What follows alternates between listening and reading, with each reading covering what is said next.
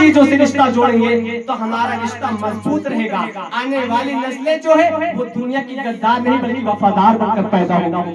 इसलिए हमें और आपको चाहिए कि अपनी जिंदगी को इस लायक बनाकर जाए दुनिया से कि आने वाली नस्लें याद करें। मेरे भाई, आज कुछ नौजवान ऐसे हैं जो अपनी माँ और बाप से कहते हैं तुमने मेरे लिए किया क्या है। मैं उनसे कहना चाहूंगा, एक नौजवान है जब कॉलेज जाता है, पढ़ाई के लिए पढ़ने के लिए जाता है, टीचर उससे पूछती है बेटा ये बताओ कि तुम बड़े होकर के क्या बनना चाहते हो। एक बच्चा खड़ा होता है, वो कहता है मैं आईएएस बनूंगा। फिर दूसरा बच्चा खड़ा होता है, कहता है मैं इंजीनियर बनूंगा। तीसरा खड़ा होता है मैं डॉक्टर बनूंगा। चौथा खड़ा होता है मैं प्रोफेसर बनूंगा। लेकिन जब एक बच्चा खड़ा होता है, हमारी कौम का, हमारी बिरादरी का जब एक बच्चा खड़ा होता है, टीचर उससे पूछती है बेटा ये बताओ तुम बड़े होकर क्या बनना चाहते हो। उस बच्चे ने कितना अच्छा जवाब दिया था, कितना प्यारे कितने अच्छे लहजे में कहा था, मैं टीचर मैं बड़ा होकर के कुछ बनूं या ना बनूं, मैं तो सहाबी रसूल बनूंगा। टीचर मुसलमान की समझ के बेटा ये तो 1400 साल पहले की बात है। 1400 साल पहले लोग सहाबा बना करते थे। क्या तुम जानते हो सहाबी किसे कहते हैं? कहने लगा नहीं मैं नहीं जानता सहाबी किसे कहते हैं। उस टीचर ने कहा बेटा जो हालत ईमान में हुजूर को देखा हो, फिर ईमान की हालत में तो उसका खात्मा बिलखैर हुआ हो, उसे सहाबी रसूल कहते हैं। ये तो 1400 साल पहले की बात है, तुम अब क्यों कह रहे हो। वो बच्चा कहने लगा टीचर जब मैं शाम को बिस्तर पर सोने के लिए जाता हूँ तो मेरी माँ किसी और की कहानियां नहीं बल्कि सहाबी रसूल की किस्से सुनाया करती थी, सहाबी रसूल की कहानियां सुनाया करती थी। तभी से मैंने दिल में ठान लिया है मैं बड़ा होकर के कुछ बनूं या ना बनूं सहाबी रसूल जरूर। ऐसे अपने हालात बनाए, अपने जज्बा को इस काबिल बनाए कि हाँ लोग सोचे कि इस बंदा ने ये बंदा दुनिया से जाने से पहले कौन सा जुमला इस्तेमाल कर गया।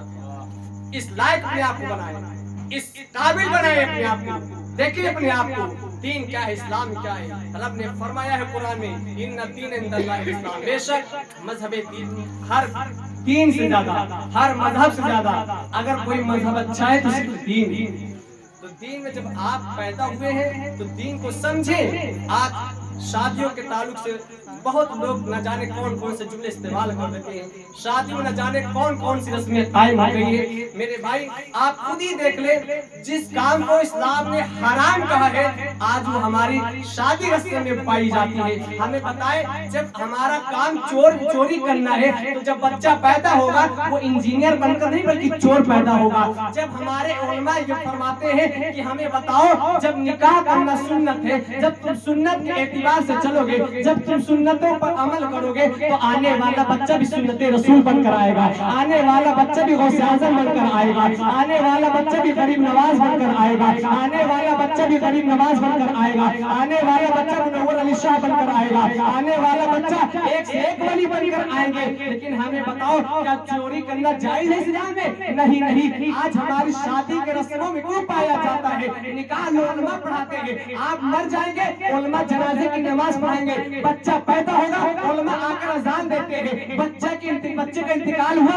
उलमा आकर अजान देते हैं। आप एक बजे रात को पहुंच जाएंगे, इमाम साहब का दरवाजा खटखटाने लगते हैं, इमाम साहब घर में बच्चा पैदा हुआ है, चलकर अजान दे दीजिए, बच्चे का इंतकाल हो गया है, चलकर नमाज जनाजा पढ़ा दीजिए। हमें तो शर्म आती है मेरे कौम के नौजवानों, आज जिस उलमा को तुम इतना परेशान करके रख दिए हो, आज जिस उलमा को तुम इतना तंग कर दिए हो जीने के लिए, उनकी जिंदगी आज मुश्किल हो गई है जीने के लिए। हमें बताओ निकाह पढ़ाने के लिए 100-200 रुपए दिया जाता है, 1100-500 रुपए दिया जाता है, लेकिन जब वही चोरी, जब आपकी शादियों में चोरी की जा रही है, आप चोरी करने वाले को 10,000 20,000 दे रहे हैं। बताओ हमारे समाज में कैसे कोई आलिम पैदा हो सकता है? हमारे समाज में कैसे कोई कुतुब पैदा हो सकता है? हमारे समाज में कैसे कोई उलमा पैदा हो सकता है? आज यही वजह है हमारे कौम में कोई डकैत पैदा हो रहा है, कोई चोर पैदा हो रहा है, कोई शराबी पैदा हो रहा है, कोई जुआरी पैदा हो रहा है। खुदा की कसम जब अपने नस्लों को दीन की राह में खर्च करोगे, तुम अपनी जिंदगी को दीन की राह में कुर्बान कर दोगे, तो आने वाला डकैत नहीं गौसे आज़म पैदा होगा, आने वाला शराबी नहीं नमाजी बनकर पैदा होगा। खुदा की कसम तुम अपने हाल को, अपने हालात को इस लायक बना दो कि آنے کے بعد یہ کہہ دے میرا باپ کتنا نیک تھا, مسجد تعمیر کر گیا ہے, میرا باپ کتنا اچھا تھا, علماء کی صحبت اختیار کرتا تھا, آج میرا باپ چلا گیا ہے لیکن بڑے بڑے عالم کو یاد کرتے ہیں, آج میرا باپ چلا گیا ہے بڑے بڑے صوفی کو یاد کرتے ہیں, آج میرے والد چلے گئے ہیں, آج کتنا چرچا ہے آج ہماری قوم میں. خدا کے واسطے ایک بزرگ فرماتے ہیں, بزرگوں کا قول ہے کہ ایک طرف 70 ولی بیٹھ کر بیٹے کے بیٹے کے لیے بددعا کرتے اور ایک طرف تنہا ماں بیٹھ کر دعا کرتے. فرماتے ہیں کہ 70 ولیوں کی دعا رد کر دی جائے گی, ایک ماں کی دعا قبول ہو جائے گی. یہ شان, یہ مرتبہ ہے. ہمیں آپ کو چاہیے کہ ان سب چیزوں سے ہمیں کب علم حاصل ہوگا, جب ہم قرآن پڑھیں گے, جب ہم قرآن سے تعلیم قرآن سے کنیکشن رکھیں گے, جب ہم قرآن سے اپنا تعلقات جوڑیں گے, تب ہمیں پتہ چلے گا دین کیا ہے, اسلام کیا ہے. میرے بھائی ہمیشہ قرآن پڑھنے کی کوشش کیا کرو. شادی کو کل بارات, ابھی 2 دن ہے بارات جانے سے پہلے سورہ یاسین پڑھیں 7 مرتبہ, 5 مرتبہ, 11 مرتبہ, جتنا بھی ہو سکے, 11 سے کمی 5, 7, 11 جتنا بھی ہو سکے پڑھے. پڑھنے کے بعد اس پانی میں دم کر کے رکھ لے. اس کے بعد آنے والی بہو کا چہرہ دھلے, ہاتھ دھلے, اس دھلے ہوئے پانی کو پورے کمرے میں چھینٹا مارے. انشاءاللہ العزیز یہ قرآن میں بتایا گیا ہے کہ جس طرح سے ہمارا اور آپ کا دل ہے اسی طرح سے قرآن کا بھی دل سورہ یاسین ہے. جب ہم سورہ یاسین کی تلاوت کریں گے, اس پانی سے آنے والی بہو کا چہرہ دھلیں گے, آنے والی بہو کا ہاتھ دھلیں گے, پھر اسی پانی کو جس کمرے کے اندر اس بہو کو رہنا ہے اسی کمرے میں ہم پانی چھینٹا مار دیں گے. تو پتہ فرمایا جاتا ہے کہ اس پانی کے صدقے میں, اس سورہ یاسین کے صدقے میں اگر آنے والی بہو کے اوپر کوئی بلا ہو, کوئی آسیب ہو, تو سورہ یاسین کے صدقے میں وہ پریشانیاں دور ہو جائیں. تو اس بات کو بتائیں. ابھی میں نے جب کل گیا تھا میلاد, وہاں پہ یہ لوگوں نے پوچھا تھا تو میں نے اس بات کو بتایا تھا, تو بولے ٹھیک ہے انشاءاللہ العزیز اس بات پر ہم عمل کریں گے. ہمیں بڑی خوشی ہوئی جہاں پر جب محفل سجائی جائے, اگر ہم رات دن پوری رات جلسہ سنیں, پوری رات قرآن کی تلاوت کریں, اس بات پر اگر عمل نہ کریں تو ہمارا جلسہ سننا بیکار ہے, میلاد کرنا بیکار ہے, سننا بیکار ہے, آنا بیکار ہے, بیٹھنا بیکار ہے. لیکن جب ہم اسی محفل میں سے کچھ حضور کی حدیث سیکھ لیں گے, اسی محفل سے کچھ حضور کی باتیں سن لیں گے اور اس باتوں پر عمل کر لیں گے, تو انشاءاللہ العزیز ہماری دنیا بھی سنور جائے گی. کوشش کیا کریں کہیں بھی محفل میں جائے کریں, یہ نہ سوچ کر جائے کریں کہ فلاں شاعر آ رہا ہے, فلاں خطیب آ رہا ہے, میں فلاں کو دیکھنے کے لیے جا رہا ہوں. نہیں, بلکہ یہ سوچ کر گھر سے نکلو کہ میں تو حضور کی محفل میں جا رہا ہوں. آج بڑے بڑے لوگ آتے ہیں, بڑے بڑے نیتا پردھان منتری آتے ہیں, لوگ بڑے نعرہ لگاتے ہیں, بڑے ادب و احترام سے کھڑے رہتے ہیں, لیکن میں ان سے کہنا چاہوں گا ان ساری محفلوں کو تم چھوڑ دو, اگر حضور کی محفل میں جاؤ تو سر پہ ٹوپی رکھ کر جاؤ. اس لیے کہ حضور کی محفل میں آنے کے بعد صرف 2 ہی لوگ نہیں بولتے, ایک وہ جس کے منہ میں گٹکا ہو.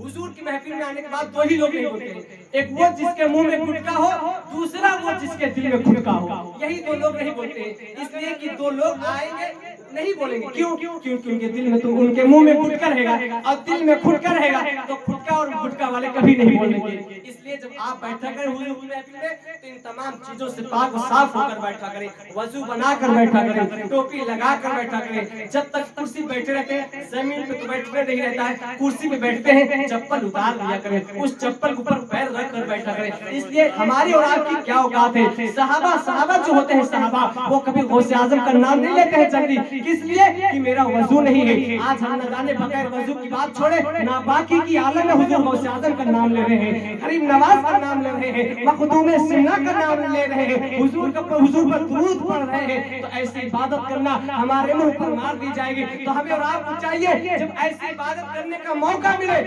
روز نہیں ہوتا ہے, ہفتہ میں ایک بار ہو رہا ہے, سال میں ایک بار ہو رہا ہے, تو جب بھی چاہے حضور کی محفل میں ان تمام باتوں پر عمل کرتے ہوئے حضور بڑے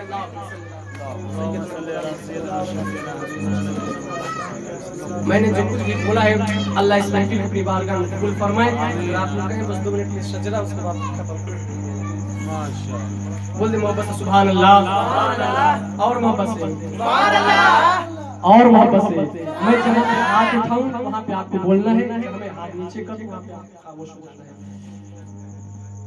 آدم کے بیٹے شیش, شیش کے بیٹے انس, انس کے بیٹے کینان, کینان کے بیٹے مہلائل کے بیٹے پیارا